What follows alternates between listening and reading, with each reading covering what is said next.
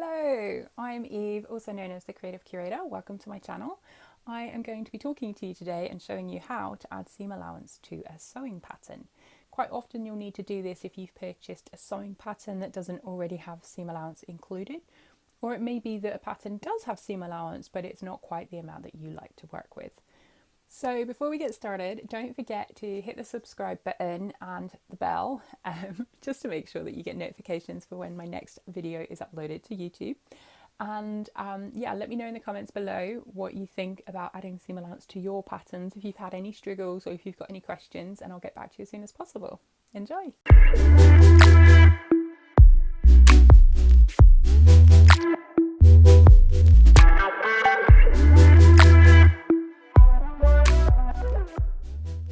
So the first thing to consider when thinking about adding seam allowance to your sewing pattern is how much seam allowance do you really need. I only really work with 1 centimetre just because it's what I've always sewn with and I'm more confident sewing 1 centimetre. I could try, whenever it's a sewing pattern with 1.5 centimetres, which is like I think 5/8 of an inch, I don't work in inches. I always end up trimming some of the seam allowance away because it's just flummoxing to me to sew with that seam allowance. On different areas of your garment, you will have different amounts. So on collars, when you're sewing a collar, like if you think about the top section, the corner, because you're going to turn it through and you want like a quite a narrow seam allowance amount, I normally grade down to about 0.5 centimetres. And that just helps me to get a really nice crisp curve to my collar, or a point, in fact, sometimes when I'm creating those collars. But I'm going to show you how to do that next. So there are some tools you'll need when thinking about adding seam allowance to a sewing pattern. The first one I recommend, I'm dropping something, is a straight ruler. This is the Pattern Master from, sorry, my cat's trying to interrupt us. What's up, Missy? I think she wants me to go play. The first thing is a Pattern Master. This, I don't know if you'll be able to see it. Can you see it has different lines? So it's really handy for when you're adding seam allowance or if you're drafting or modifying any sewing patterns. It has regular straight lines with increments of up to 6 centimeters. You can buy this in Imperial as well. And then it also has lines like at a 45 and 90 degree angle. So when you're marking in bias or straight grains, that kind of thing. I love this. I've not been without one since I went to fashion school. It's my recommended tool of choice. You'll also want a pencil, like a H. I use a 4H pencil. Where's my lens? Over there. Ooh, there you go. There we go, 4H pencil. The reason for that is it's a harder pencil, so you end up with a thinner line, which means you're not adding extra allowance by using a thick pencil, because quite often people will chop like the outside edge of the pencil and then you end up with like a 1.2 or 1.3 millimeters. I'm very particular about when it comes to pattern making, I like to do things properly. You'll also want a tracing wheel. So I've got 2 here. This one is my favorite. It's a spiky one. I love this one. This one's quite new. I purchased this. This was a double pack that I purchased. I'll link up below. This one is like a gentle kind of spiky one. I love the pointy ones better. If you're going to use these, which you will need if you're going to move darts and add extra and so on and so forth, you'll want to use tracing wheels. You will want to have something on your work table, like a cutting mat or something, to prevent these from marking your tabletop. Oh, I'm going to put them behind me so I don't mark my table. And then finally, you'll want pins. Obviously, just bog standard dressmaker pins. This is in case you need to pin anything into place, like if you're switching a dart or you need to add to a dart and you'll pin the dart together, extend it, put your seam allowance in and then unpin it. So those are the tools that you'll need. So step 1, now that you have your tools, is to trace off your pattern. Now you could do it to you could add seam allowance to your original pattern, that's perfectly fine. My hair's going crazy, I think it's the humidity. But I prefer to trace off my pattern just because then you've got an original unmodified version, and if anything goes wrong with the new version, you've got that to refer back to. So definitely start by tracing off your pattern. Okay, so today we're going to start by literally tracing off a block that I already have. You may or may not have a block like this. You may just have a commercial sewing pattern that you want to add seam allowance to. So this is a women's narrow shirt front. and a women's narrow shirt back. Obviously this one is the centre front and this one is to be cut on the fold.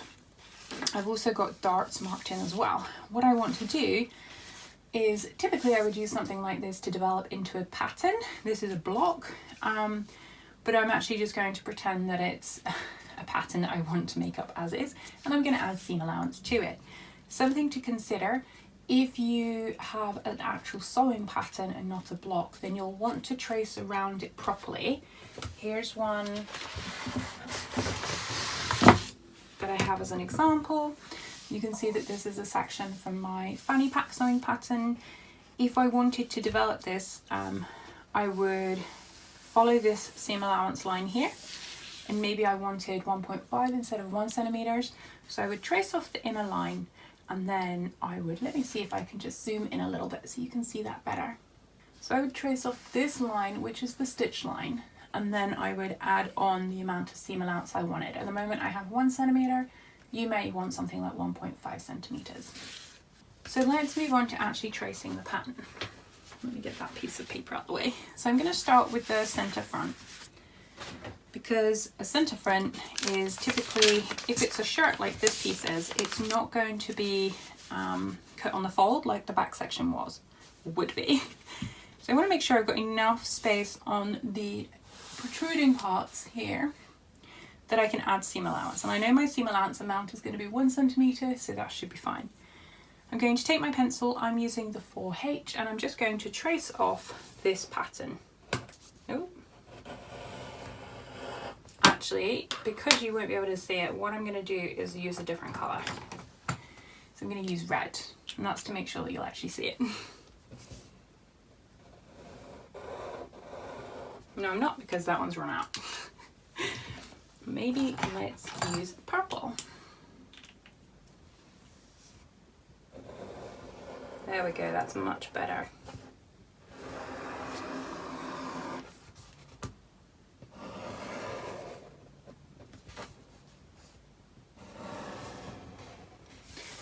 It's really important that you mark in your notches, don't forget those.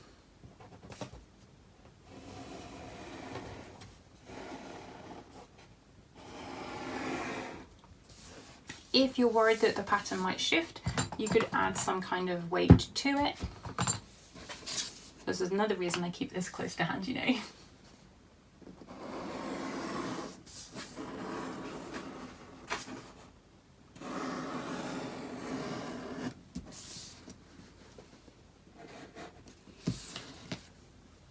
Again, don't forget to mark in your notches.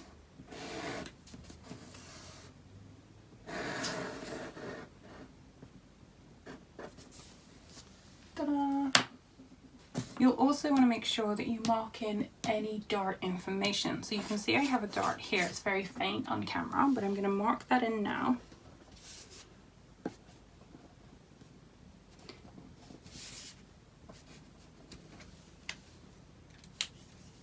I'm going to choose a different colour.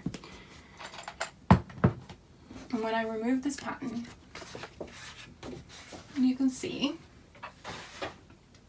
and let me zoom in, so you should be able to see the darts, the points for the darts. So I'm going to block those in with a different colour right now.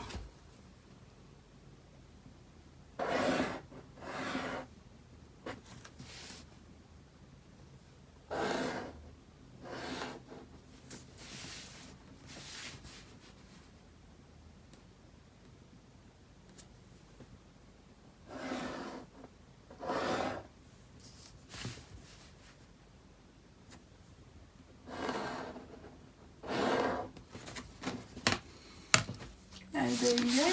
Let me zoom out a little bit again. So I now have a traced pattern. The next step is to start adding the seam allowance. Now that you've traced off all the individual pattern pieces, think about key areas and what seam allowances you need on those different areas. So as I mentioned before, on a neckline or a collar, you might need a smaller seam allowance amount. On something like, if you were going to use, say the original pattern called for a simple plain or open seam, and you've decided that actually you want enclosed seams, do you need to increase the seam allowance amount for that? Like a flat felled seam, you might want to add 2 centimeters or 1.5 so that you have enough to trim away and still have a nice felled seam. Anything else? Think about your hem line. If you want your hem to be a double fold hem rather than a single fold hem, or maybe you want to line something whereas previously it wasn't going to be lined, you're going to want to have a hem allowance of around about 4 centimeters so that you can attach the lining to it. Lots of considerations, don't be overwhelmed, but there are considerations for the different seam allowance amounts, and I'll show you now how to add those. Okay, so the different tools that I've got to hand, and you can use either of these. I have my dedicated pattern master, which I absolutely love, and this has the 1 centimeter increments throughout, and it also has it on the curved sections, which makes it really handy when you're marking in seam allowance on like curves, like the armhole. I also have the Chauvin fashion curve, which again has all the markings on it. Let me bring it a little closer. It also has them on the curves. This is probably more effective at adding seam allowance to the curves on sewing patterns, both on the neckline and the armhole. The problem I have with this is it's really flexible. I prefer hard plastic, but this works just as well. If you have neither, you can also use a grading ruler. So this is a 20 centimeter or 8 inch grader's ruler. As you can see, it's got the numbers, the lines. It does metric as well as imperial. It's a little bit more of a faff on the curves, but I'll show you how to do that using this tool. So let's crack on with adding seam allowance to our pattern. So as this is a shirt front, I'm going to start by adding on some seam allowance to the center front. I am going to add enough to make a grown on button stand. You should measure your button first. Do I have one to hand? Here's one I prepared earlier. You want your button stand to be slightly wider than your button itself. My brain's not working. So if my button is 2.5 centimeters, obviously the button is going to go on the center front line. So I would want to measure either side of that. But for now, we're not going to do that because that's a whole separate tutorial. We're just going to make this up as we go along. I'm using a green pen so that you can see what I'm doing in this tutorial. So I'm going to add, imagine I want to add a centimeter and then another centimeter so it can double up and be taken care of properly. That's not quite how you would add a button stand, but like I said, we'll do that another time. So this is going to be the fold line.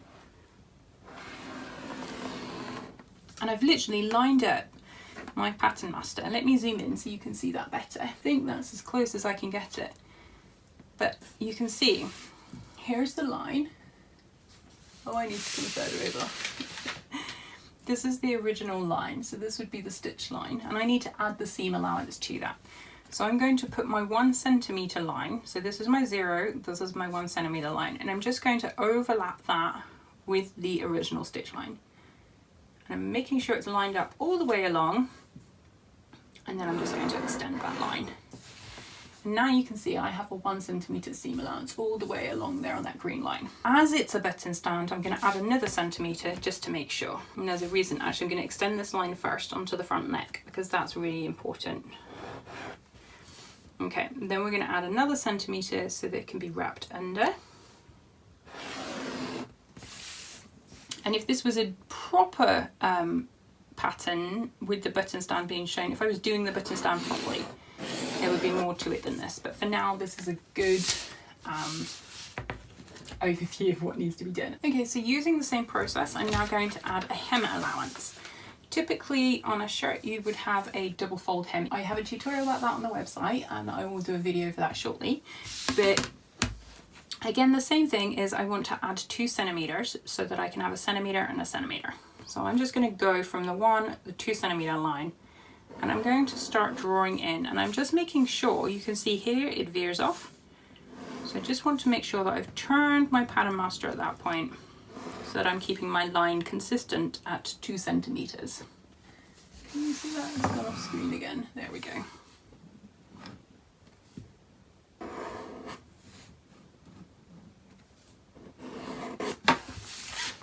So there we have my 2 centimeters. I like to mark in exactly what needs to happen. So here I put 2 centimeters seam allowance, because that's my hem allowance, okay, for a double fold hem. Okay, now we're going to work with the side seam. So I'm going to use the fashion ruler for this one, just because it feels like a good time to use it. It might confuse me, but let's go for it. So again, I want to have 1 centimeter seam allowance on my side seam, and I'm going to use the curved edge here on my Shoben fashion curve to mark that in. And you'll probably get an idea of why I don't like it so much. The line is printed on the upper section of the plastic, not the under section. So it gives like a little bit of, what's the word? It makes me feel like it's less accurate even, more inaccurate, because I feel like it's not lining up properly. You can see I've got like something here already. So actually I can't stand using that. I'm going to put that away, and I'm going to bring back my lovely pattern master, which I can spare. Oh shoot, we've got green on here now. So I'm going to mark in, this is 1 centimeter. I'm going to join it up neatly. So already that's just, you can see I'm much more comfortable with the hard plastic of the pattern master. Okay, so there we have, that's our side seam done. Straight up, all done. So we've done the hem allowance, the side seam allowance, the centre front button stand. Now we're going to do the armhole. So to do the armhole, again, I'm going to take out, actually let's try with the grading ruler this time. So I'm going to make sure I'm on the centimetre section, which is the section here. And I'm just going to mark in around the curve using this. And then when I get to a bendy section, I just move the ruler slightly.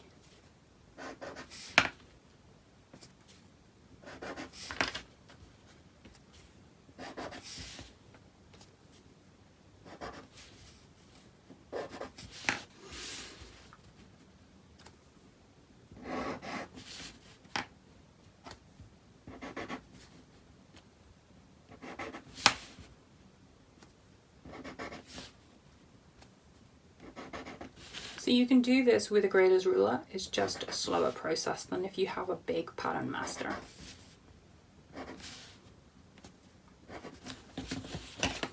As you can see, it's a little bit choppier, but it still does the job. So now we're going to do the shoulder line. So I'm going to take my pattern master, because obviously we know it's my tool of choice. And I'm just going to mark that in here, and then I'm going to want 1 centimeter seam allowance. It may be, because it's a shirt, that you want to do a flat felled seam rather than a plain overlocked seam, and if that were the case you would add more seam allowance. We've spoken about this in earlier, and so maybe I would add 2 centimeters. I'm going to do that now, so that I could add, I would on the one side cut away and on the other side keep. So you can do a flat felled or run and fell seam. On the sleeve, it's a little bit trickier to do a flat fell or run and fell on a curve. So I would probably just, in this instance, keep to a 1 centimeter. And then on the side seam, I would probably do a felled seam as well. So I'm going to extend that by an extra centimeter.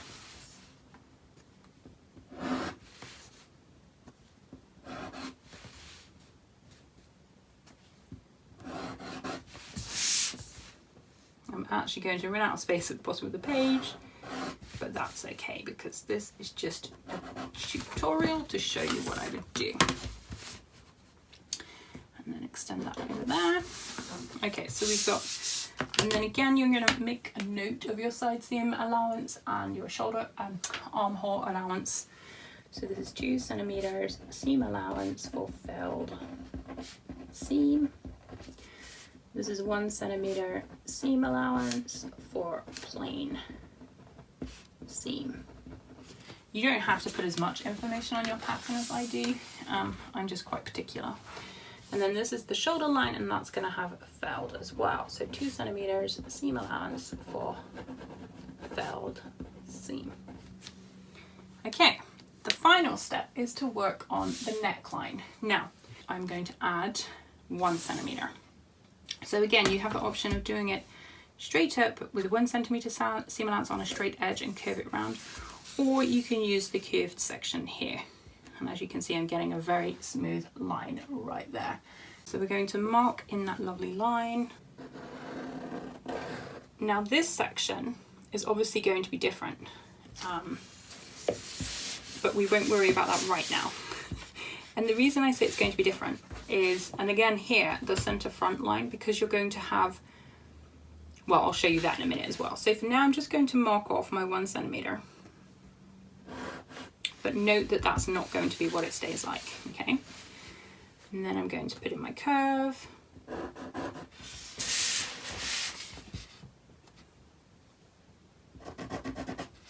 I usually don't use the curved lines on my pattern master. I actually prefer to do it manually with a straight edge.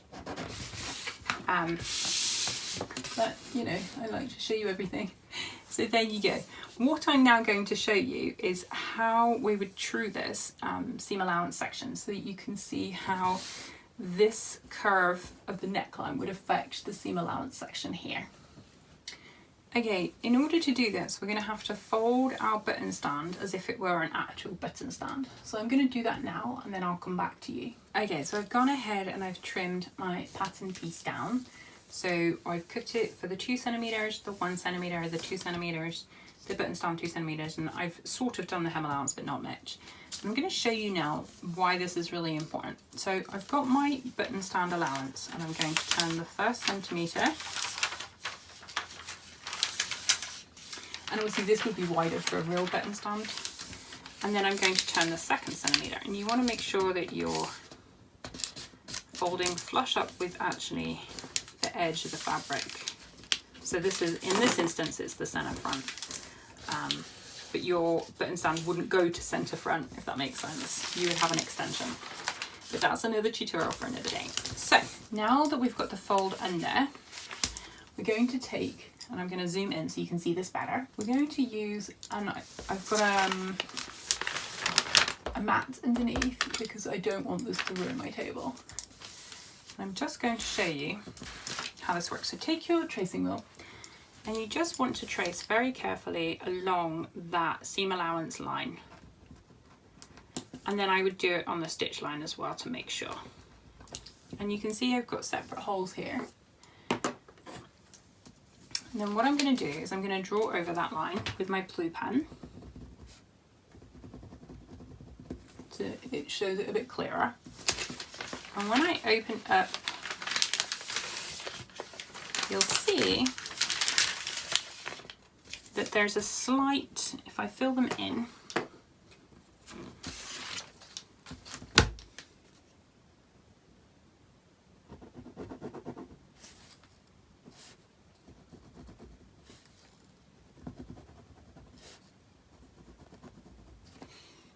okay, I don't know if you can see that. I might have to bring it closer to the camera.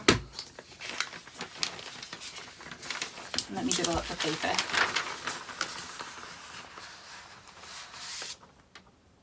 Oh, there we go.